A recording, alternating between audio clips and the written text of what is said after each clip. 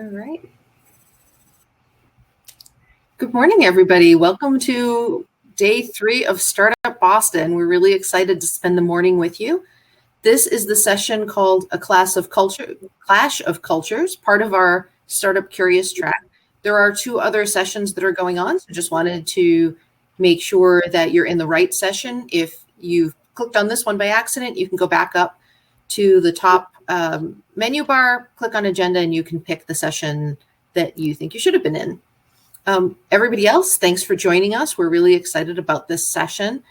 This is our 5th year as Startup Boston, and our history is that we wanted to build community and help education in the community of startups here in Boston. It's obviously a very rich community, and we all know that in startups, a lot of times we don't have people to talk to or people who can help us.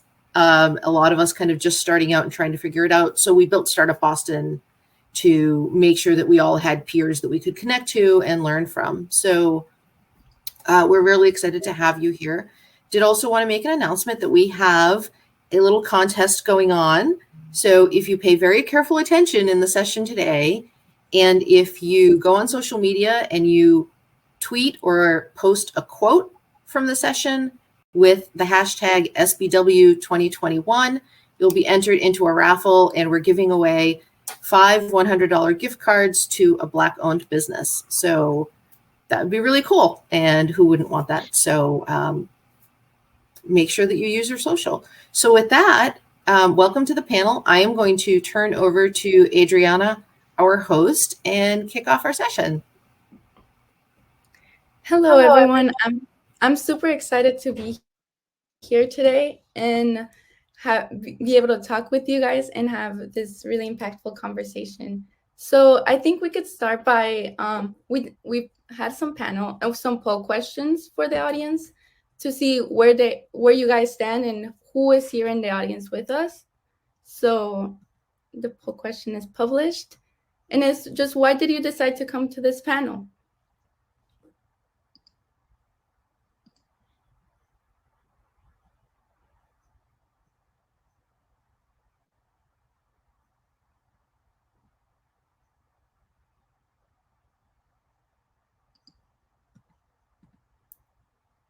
Awesome. So I see there's a lot of people that are looking to transition from corporate to startup. And then there's also an interest in the speakers. Are you guys able to see the poll? Okay, perfect.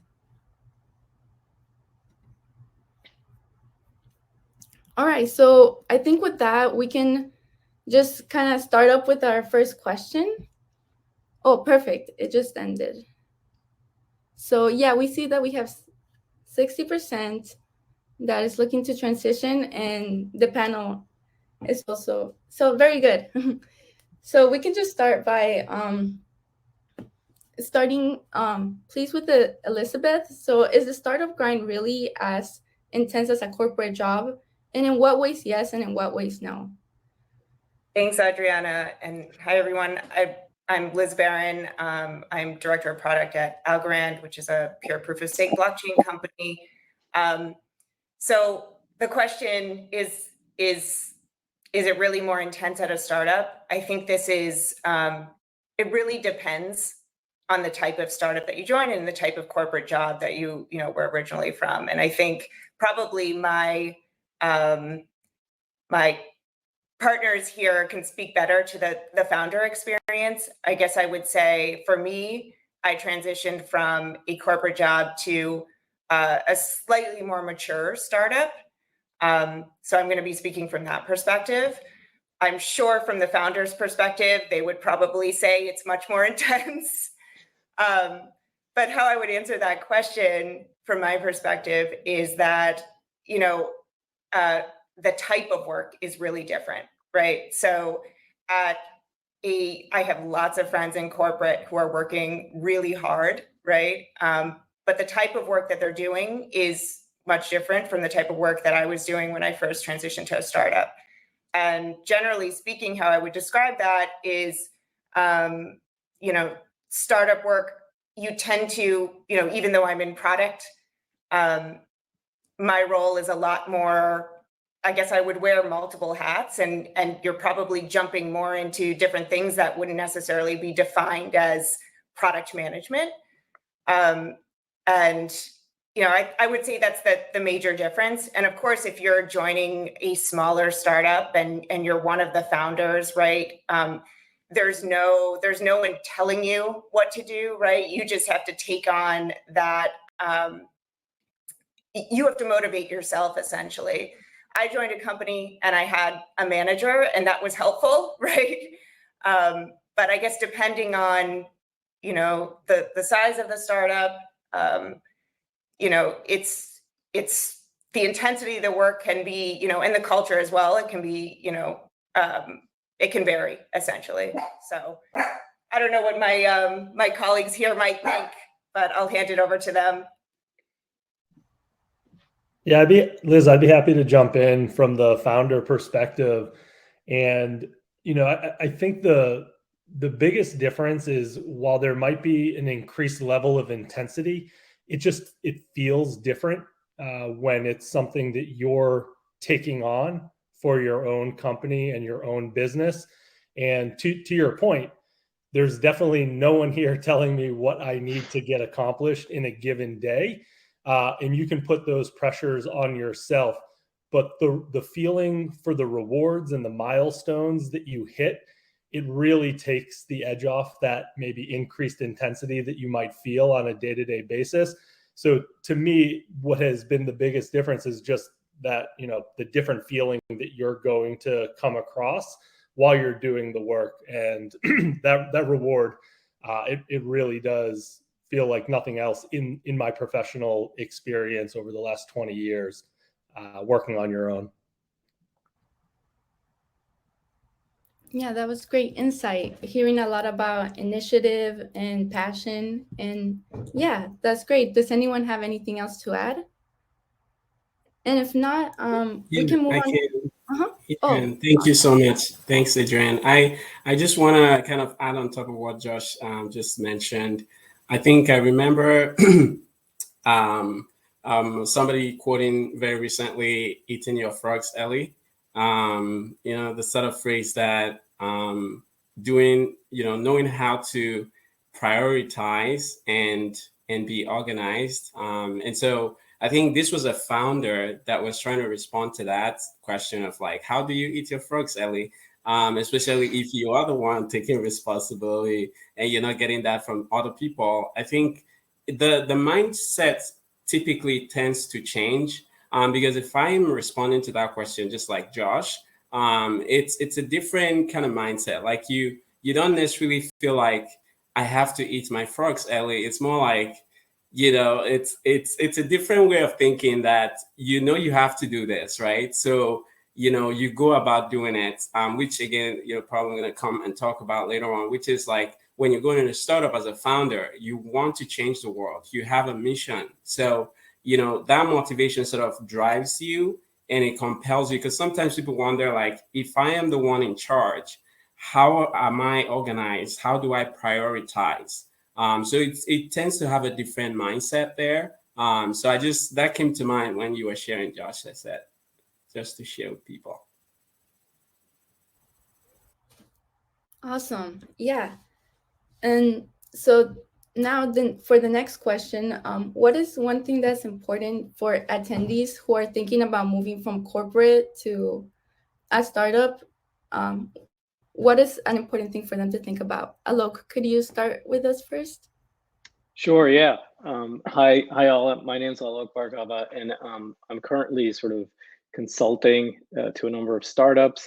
I have, however, worked for 25 years in startups, out of which I spent 2 years in a corporate environment, and I think that was 2 years too many. So you'll probably hear some opinions from me on this.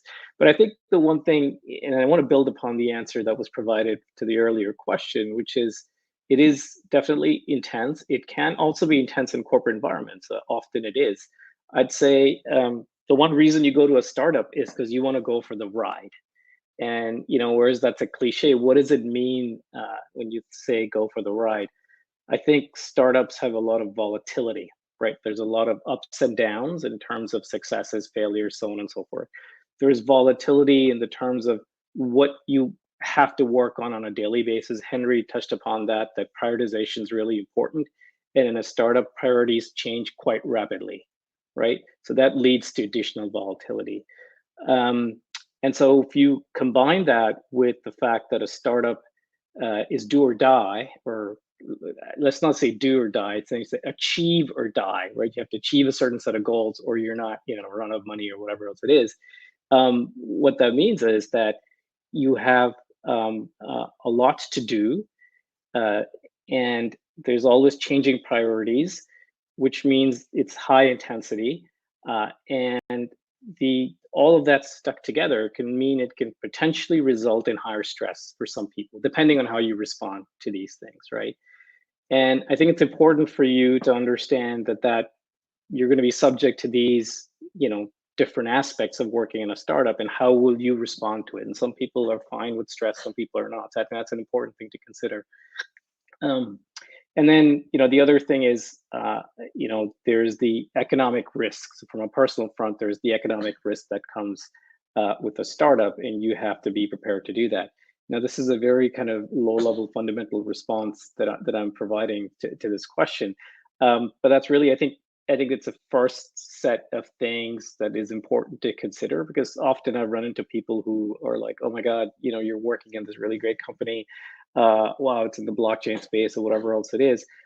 Really interested in joining. And, a lot of these folks that I was talking to were in financial services firms. And there's a distinctly different culture in traditional financial services firms versus this. And it's important to sort of make them aware that, look, this is going to be a markedly different experience that you're going to have. So I would definitely think about those particular things if you're thinking about moving from a corporate setting to a startup setting. Does anyone else have anything else to add? Yeah, I can jump in here. Alok, I think that was a really strong answer and perspective from you. And Henry and I feel like we're just going to bounce back and forth with the founder perspective here. But prior to founding the company, Chef, where I am currently, and then going full-time a few months ago, I was with a large technology firm of about 175,000 people. And when you think about the differences in culture, you're going from a place where you can maybe incrementally have some level of impact, right, within your functional team, maybe a little bit more the organization within that company that you're a part of.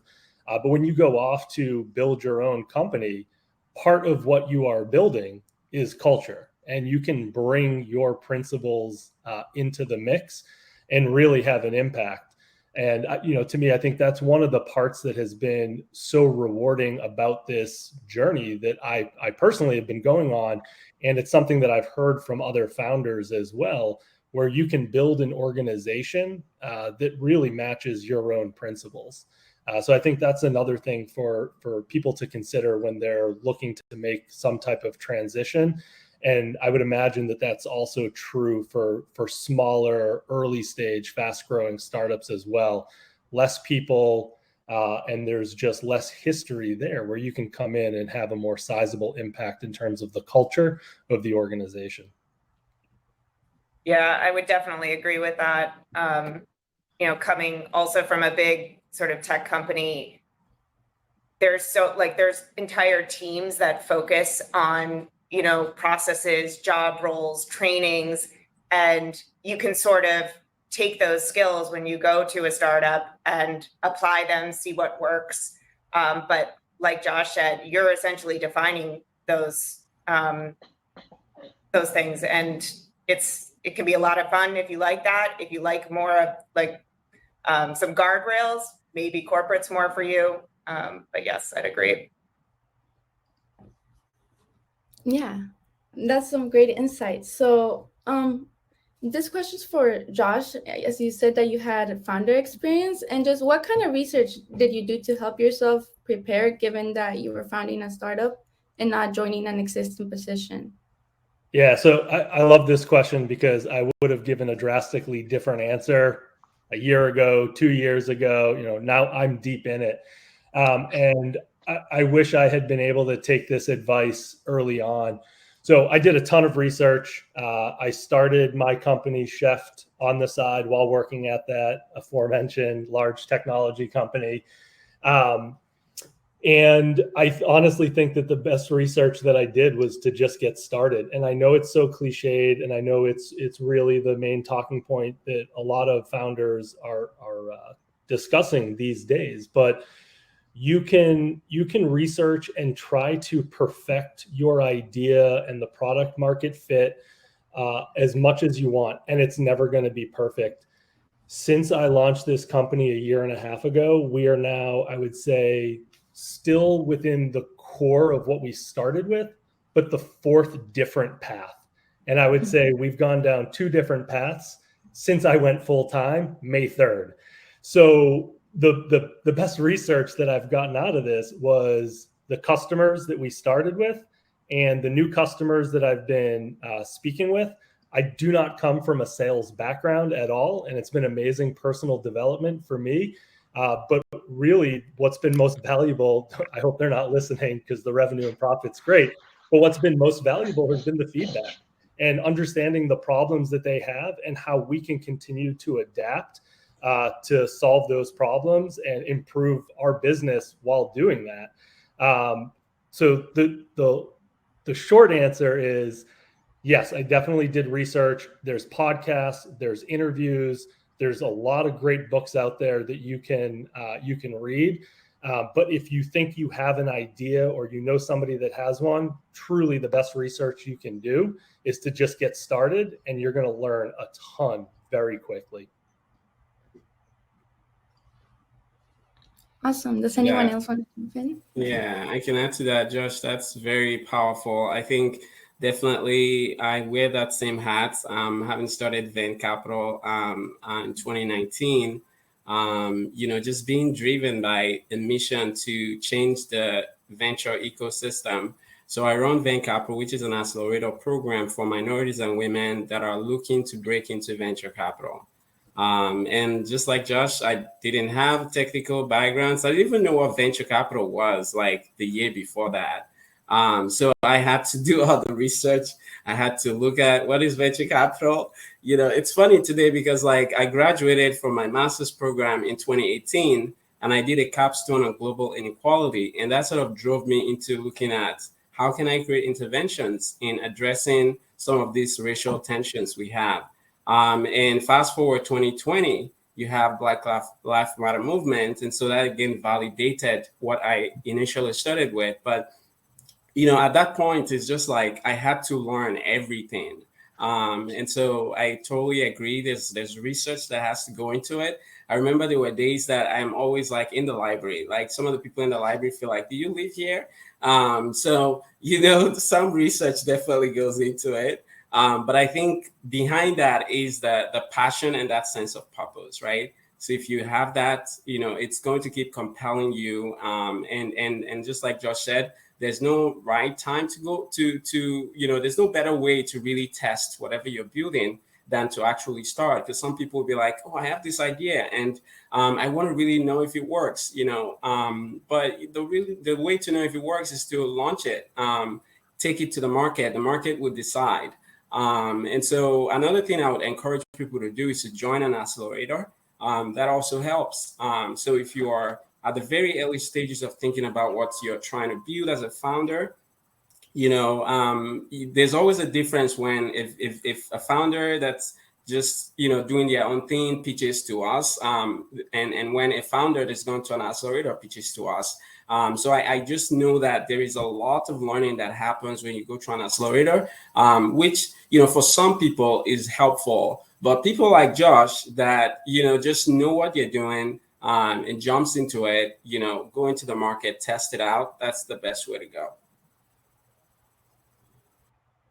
Yeah, I just wanted to add that, startups are not an analytical process. You can do a lot of research. Startups is all about doing, because if it was analytical, everybody would be doing it, right? So there's one thing to go and learn about a domain, understand needs and so on and so forth that have not been discussed that you can't find on the internet, right? You can do some research. I think primarily I found, when I did my own startup, the last one, is you can learn about a domain, and then you come up with a hypothesis, and then you have to test the hypothesis. Because if you were able to answer your hypothesis through research, then everyone would be doing it. So yeah, you've got to sort of figure out what you want to spend your time researching.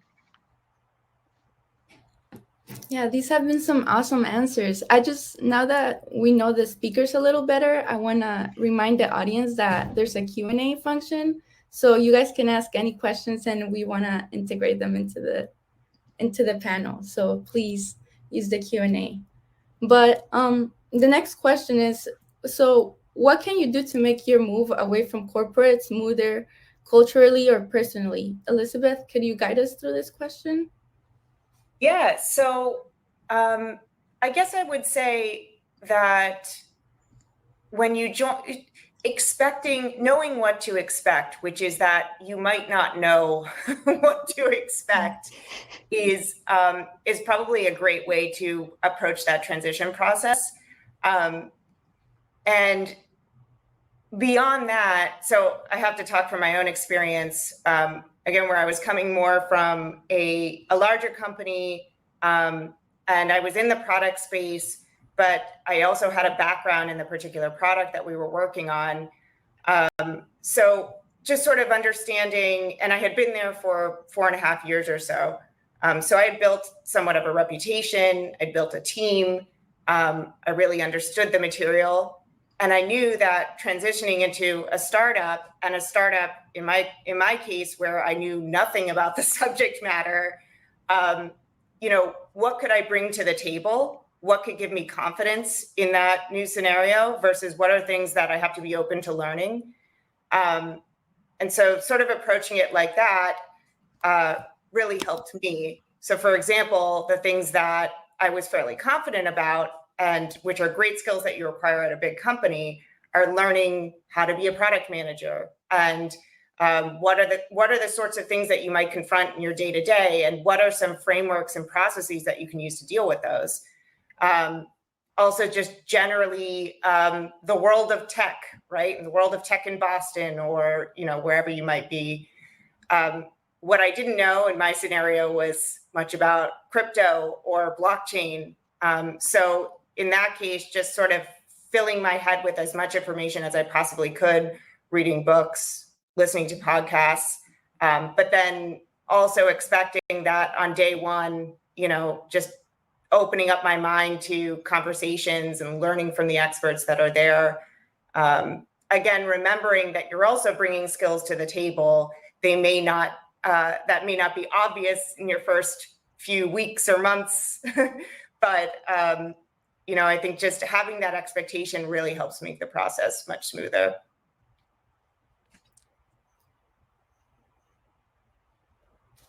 Would anyone have anything else to add? Or we can go to the prepared poll question just to get to know a little bit more about our audience again. And the poll question would be, what most concerns you about thinking of joining a startup?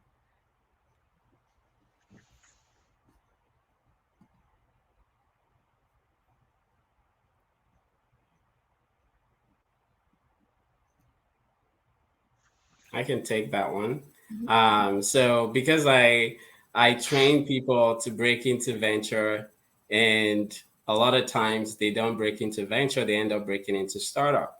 So it's an interesting dynamic, because sometimes when you want to get into venture capital, you need some level of operating experience. And so people tend to start, I have investment banking background, I have consulting background, so I should be really good for venture capital. But then the life cycle of looking for the jobs and finding the jobs takes much longer. And so as people go through that interview cycle, they begin to realize that maybe they're hearing more of questions that are technical, questions that have to do with understanding the operation side of startup, questions that have to do with like, what's your founder network? So those questions begin to make people think, okay, maybe I actually need to start this journey from a startup before I eventually go into venture capital. So I think maybe in that way I can try to chip in some answers. So from the experiences that I know people have had, some of the fellows that have gone through our program, is that, part of it is motivation. And I think this is something that is more prevalent today than ever before. When I look at applications, people tell me, I want to join this program because of XYZ. And a lot of that is motivation driven by how they feel that they are, whatever that organization is doing is aligned with their personal mission or sense of purpose, or what they feel like they want to achieve, right? So I see that more often today. And I know that, if you're an audience here today, I'm sure when you're thinking about joining a startup, just beyond the premise of saying startup, right? You have to actually look at the job itself. Like, is this really the job that I want to do? Is this job, like, does it align with, like the company? Does the mission behind it align with, what I want to do? Some examples I know of people that are thinking of transitioning to startup, they are like, I have been in this corporate position and I feel like I'm not making much impact, or I don't really see the impact of my work. I want to go in a place where I can see more tangible impact, right? And so they come in with that mindset of like, okay, I want to be in an environment where I have that liberty to drive decision making at some level. And so I think behind that is the fueling power there is really the motivation, right? Is a company aligned with what you personally believe in?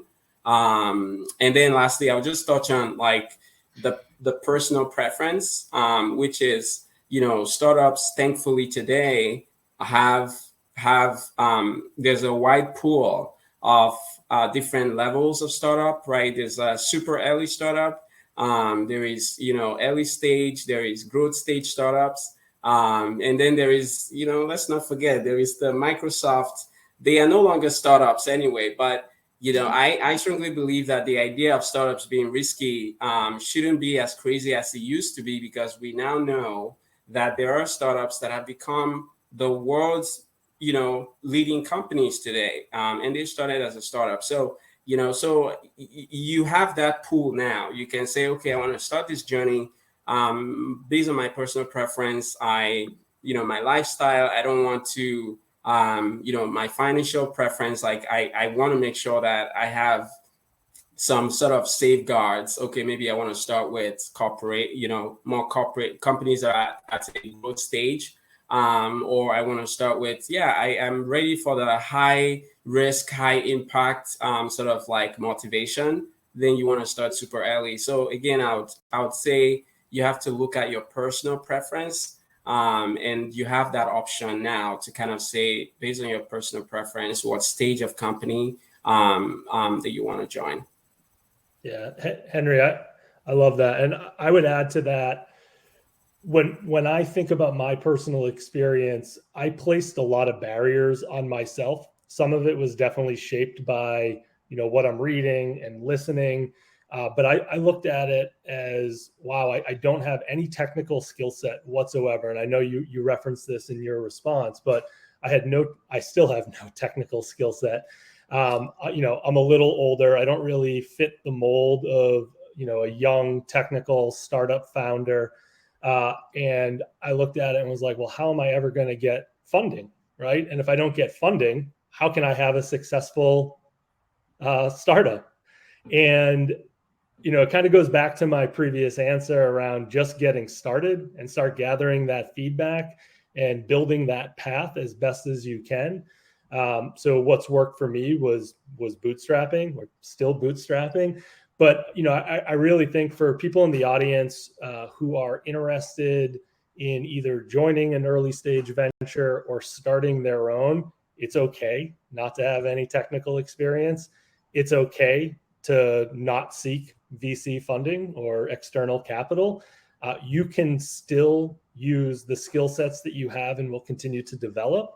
And I really wish I had that advice early on, because I expended so much time and energy just wrestling with myself internally about the lack of, not only myself, but do I need a technical partner for Chef?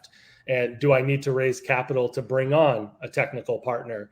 And none of that has mattered.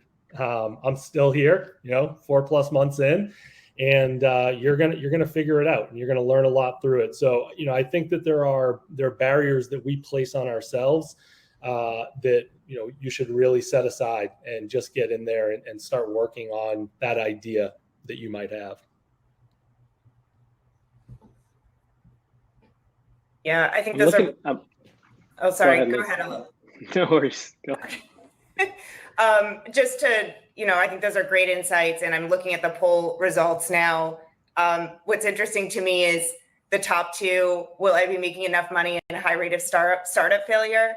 These two things go hand in hand, right? When you're making that decision, like first things first, most startups will fail, right?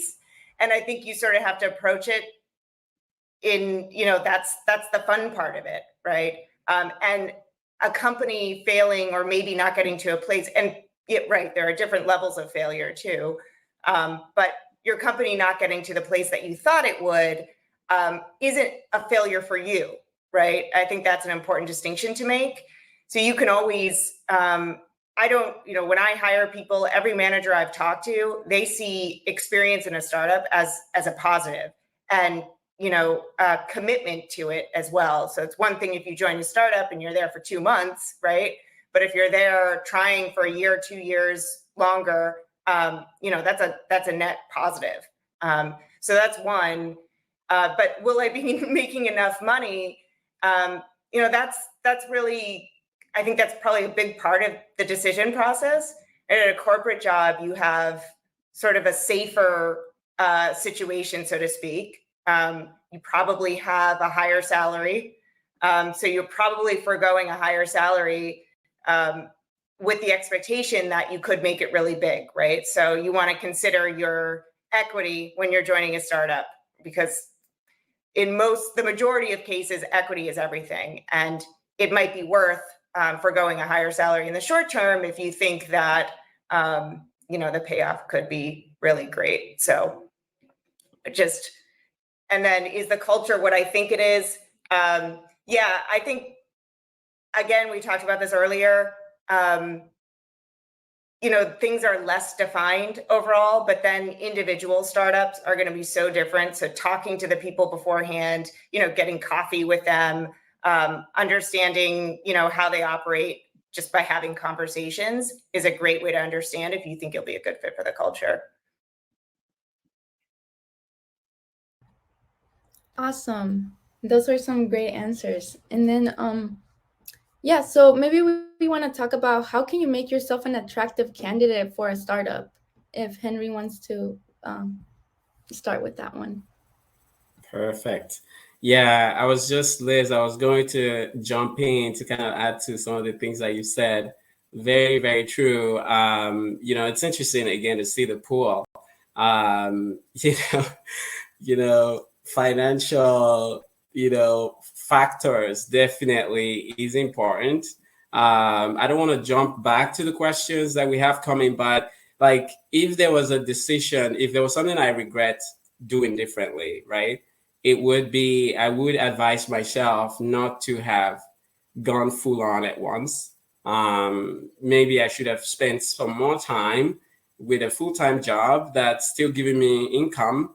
I think it's almost 2 years now. I don't even remember receiving a paycheck. So sometimes I feel like, what's that like? I wish that's still a possibility. So definitely the reality with a startup, and I'm talking from the lens of a founder, is that you're going to sacrifice a lot. But I think you are driven by this mission to change the world. And if you look at the data, like the funding that goes into startups, the benchmark is always going up, like, because that's what's fueling, the economy.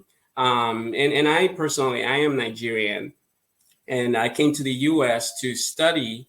And, I can see, and I tell people all the time, people say you can do invest in, you can take Silicon Valley to Nigeria, for example. It's possible today, but it's still not the same because the ecosystem has been built, and this started like a couple of decades ago, but it's built and it feeds into itself. So somebody can leave Facebook and has all these technical skills and going to start in another company. And so there's a lot of knowledge that goes in from that founder, and they're able to build something else that scales very quickly. And so there's all of that that's happening within the US ecosystem that's really, really powerful. And so I'm just saying this to encourage people there that are founders that there's a huge possibility that you're going to win. And I know when you go into this, you're not going in to fail, you're going in to win. But definitely there is the factor of like looking at your, the financial implication for you personally. So I was a student coming out, and I don't have a family. So my decision to do startup was very much like easy to make. But I'm sure if I had a family, it would be, I'll have to factor in some of that. So definitely worth considering. I wouldn't say jump into it, just, evaluate. And like Liz said, you also want to know what the lifestyle culture is.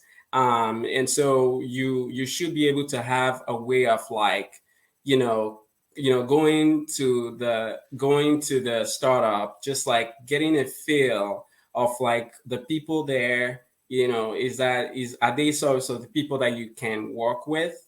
There's something Warren Buffett always says that kind of sticks with me. He says that the reason why he went and started his own company was he wanted to work with people he liked, which, is interesting to me because it's I feel like that's what startup is all about. You're working with people you like, you're working with people that you share the same value with and mission, and you can team up together and change the world, right? And create something that can become impactful and meaningful in society. So, so I guess, I would say, to going back to the question, and Adriana, how do you prepare yourself for startups?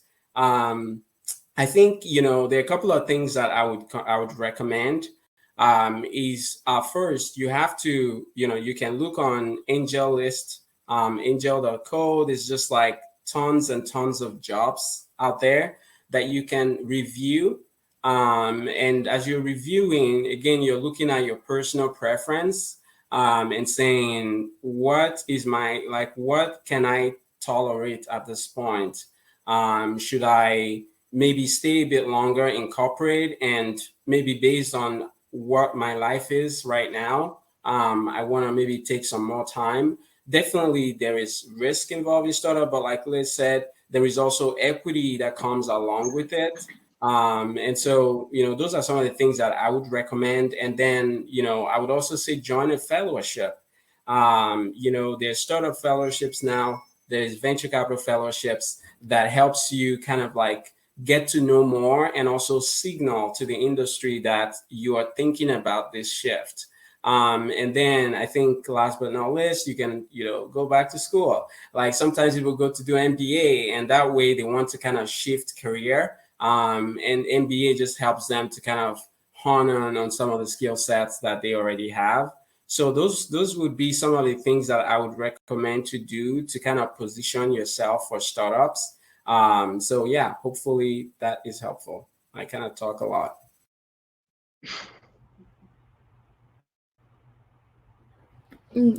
Does anyone have any more advice to add?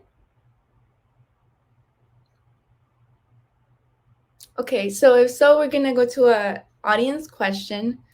So, as the 10th or 15th person to join us two startups, I've twice found that a lack of autonomy, where the founder seems to be what I feel like is over-involved in decision-making and my in-role decisions. This seems to be a culture clash where saps the energy of low-level initiative. As I prepare for my own startup, how can I suggest to create a culture of ownership?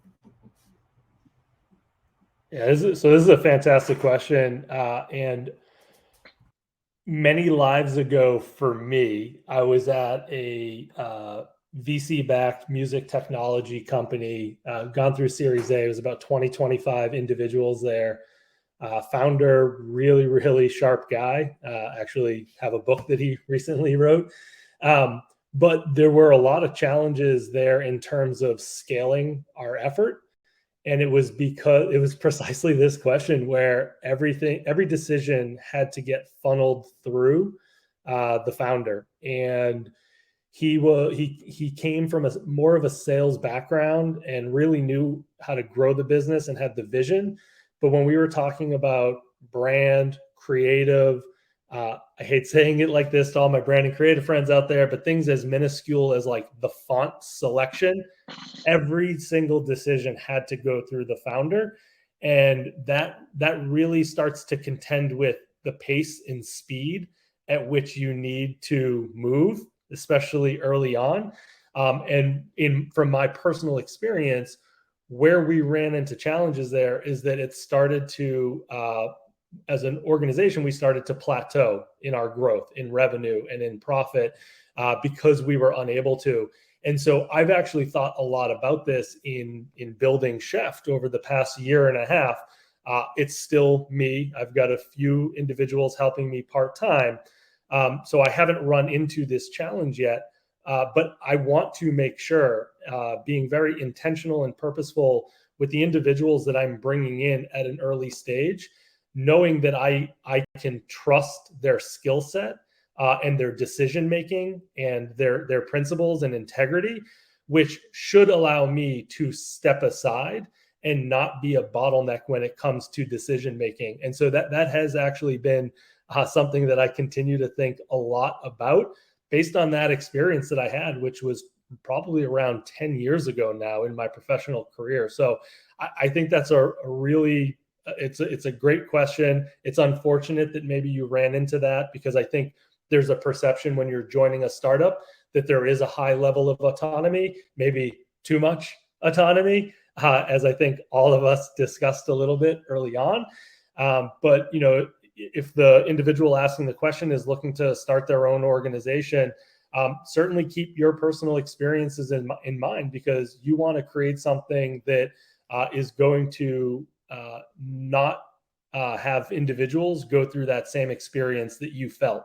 So learn from those mistakes, even if they weren't your own, and try to find a way to bring individuals on who you can default to, and they can run with whatever discipline and function that might be, and you don't have to create that bottleneck the way you experienced. Yeah, if I can add to what Josh said, that was really a great explanation, Josh. I think what happens is there is sometimes a tension that ends up existing between scaling an organization and having the trust in place within the organization. Now, you scale the organization because you have a lot of work that needs to be done, so you need to bring in more people, right? When you bring in more people, you have to be able to trust these people, right? And what that means is you have to allow them to take decisions. If you encounter a founder or become a founder who wants to control every decision or feels they need to be part of every decision, I think that's a good indicator that you're not the kind of person who can managerially help scale the company. So perhaps you put your energies into providing a vision or providing technical input or domain knowledge about certain things. But from the managerial aspect of scaling a company and allowing those processes and structures to exist that allows that company to operate well as it's growing, that requires trusting people. And so it's important for you to sort of look at yourself or look around you and say, well, do I suffer from a problem in allowing this to happen? If I do, then take yourself out of the equation, identify someone else who can actually do a better job of creating an organization like that. But if you can't trust your people, or you feel like you have to make every decision because you're highly opinionated or whatever, I think that's going to interfere with your ability to scale and produce. Can I, Adriana, can I add a little bit? Oh my God, this is getting more fun. Okay. So, I have a lot of stories to share relating to this. And it's so interesting because I think when we started this conversation, I think Josh, you talked about how your personality as a founder sort of reflects in the culture of the organization. So that is so true. And I think one of the rule of thumb is that when you are in a startup, early stage, the earlier, the less structured it is, right? And this is something because I started another company called Wala, which is part of an incubated company in Bain Capital. So I'm also wearing the heart of a founder while also sourcing deals. And it's so interesting because I had to bring on a friend into Wala to be my co-founder, and we started this project like a couple of months ago. And so he is more of a brand personality, and he's doing so he works more with corporations as his clients. So here I brought him into a startup, and I really wanted to give him an experience as he was interested. And it was difficult for me to kind of like get him to switch because he feels like there should be structure. Like we should tell our team everything they have to do. But based on my experience as a founder, doing Venture Capital, which is not really, it's not a VC, it's not a startup, it's just like in between. But just having done that, I knew that I would like to work in an environment where everybody's just you just do know what you want to do and get it done, right? I don't have the time to start telling people what to do. Like I am a builder. I want things to be built, and I'm just like, that's sort of how I work. And so he comes in and sort of like we had that little clash where it was difficult. And Josh, you haven't gotten to that point. It can be interesting when you're getting a co-founder, just kind of finding that balance. And definitely, I see that there's a lot this guy's bringing to the table. And he's my friend, and I just felt that it's such a great opportunity to kind of work with somebody that and so I know there's a lot of value he brings to the table, but I know there has to be a time frame for us to be able to kind of adjust. So a lot to your point, I think sometimes we see that happen where some people have that personality of micromanaging. So sometimes you might have to decide if maybe you have to leave that position for somebody else to do. And that's still okay. You are a founder of a company, you are the founder. That never changes. Whether the company gets to be run by somebody else, you're still the founder. So sometimes I think that's some of the things that need to be put into consideration. And for me personally, I think I came to the decision of leaving corporate because although I didn't work in corporate for a long time, but I had the opportunity to work at the United Nations.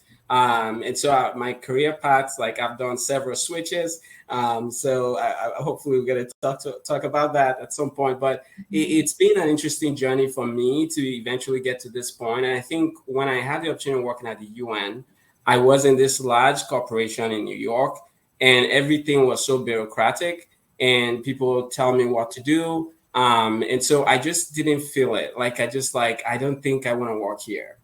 So I did several months of internships there, and then I went into NBC Universal, and I worked with the cybersecurity team.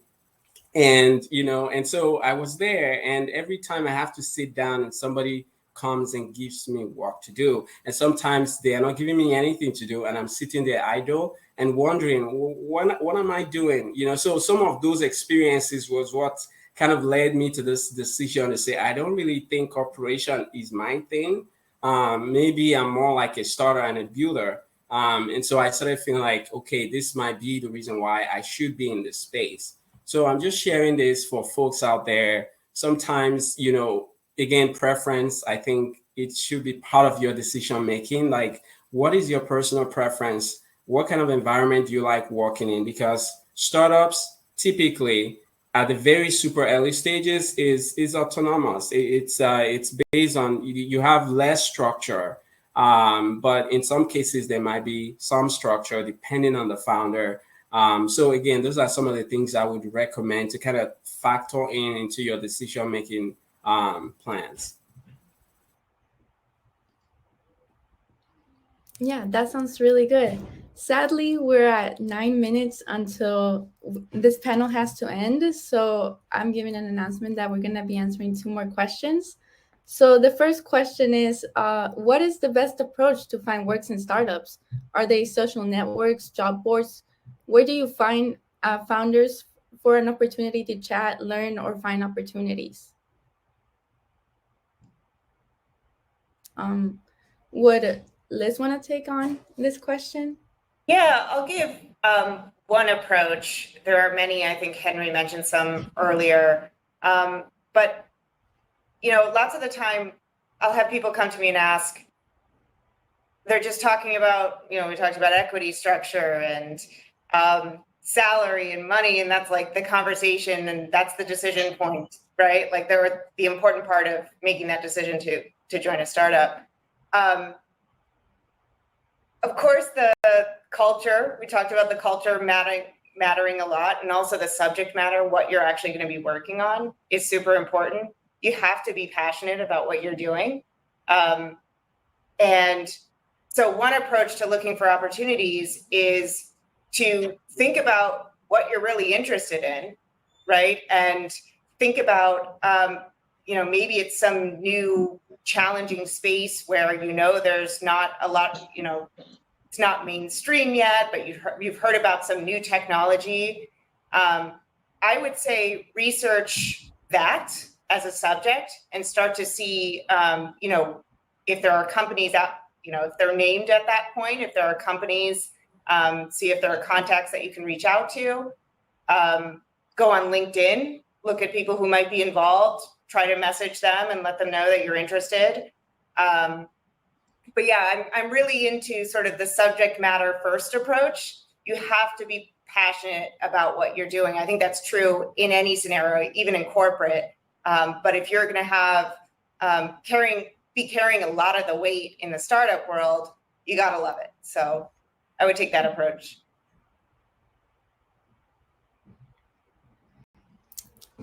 Yeah, I know you mentioned LinkedIn, Liz. I'd also just throw out there Twitter. So to Liz's point, if it's a subject matter that you're actively interested in and you're reading about, it probably means you're going to be looking to follow and trying to engage with some of the leaders in that space, whether they're running companies already that are directly connected or even peripheral. And what you're going to find through those conversations often are challenges and pain points that people have. And if you're passionate or interested enough in that subject matter, and now you're becoming well versed in what those challenges are, it starts to give you a potential plan for where you could see yourself contributing and adding value. So if you're, looking to engage with somebody at a certain company or within a certain industry, you could potentially position yourself as somebody who can, I think someone in the chat earlier said, make yourself indispensable, and you can find a way to craft that message and frame yourself in that light. And I think that that's a really important part. It's not just academically, it's also, through the tools that you have at your disposal, like Twitter and other social channels. What can you learn about the pain points that companies and or customers are experiencing, and where you could see your skill set fitting in? Yeah, that was some great insights and good advice. So for the next question, could you please share your thoughts on how to build culture or a team relationships without an office? We're expanding to the Boston area and need to hire 150 people, but we may just open a product lab home base instead of an office per se. What are your thoughts on it? If anyone wants to jump in.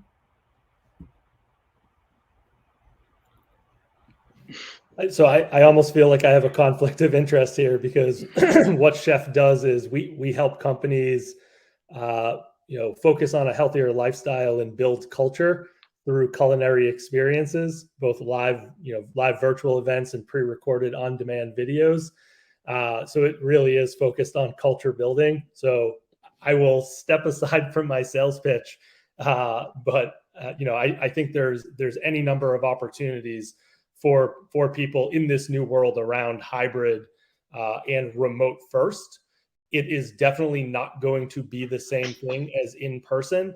And the one thing that I would throw out there is there is probably not going to be the same approach. The same approach will not necessarily be effective for every type of organization. But I have heard some companies who are shifting into models where the companies are remote first, employees get the benefit of that day to day, but then they come together annually, full company, and quarterly. They'll have geographic hubs around the globe or around the states, and executives and leadership teams will visit quarterly into those geographic hubs. So again, finding opportunities for people to come together in person, face-to-face is extremely important, but there are a lot of benefits that can come from being remote. And I don't think you necessarily feel as if you need to sacrifice culture and community if you're going to be remote or not necessarily have an office presence. Yeah, I mean, what I would add is, like, I think there are certain rituals and ceremonies that come very naturally to organizations when you meet in physically. And I think it's important to recognize the value of those things and then somehow try and reproduce this in this hybrid environment, which is why I think Josh's response, it's going to be different for every company, I think really resonates with me. The other thing I would also say is that when you build sort of a global company, I've always found that organizations that ignore time zones, that pretend that they don't exist, just promote a really unhealthy culture. Because we've all heard the discussions about work-life balance and so on and so forth. So I think there should be certain amount of respect that's put in place for different time zones to understand that. But then beyond that, I think it's just making sure that in terms of execution, you've got certain repeatable mechanisms in place, because those contribute to culture, and then have an opportunity to have certain rituals and ceremonies, particularly ones where you celebrate accomplishments. I think that's also really very important.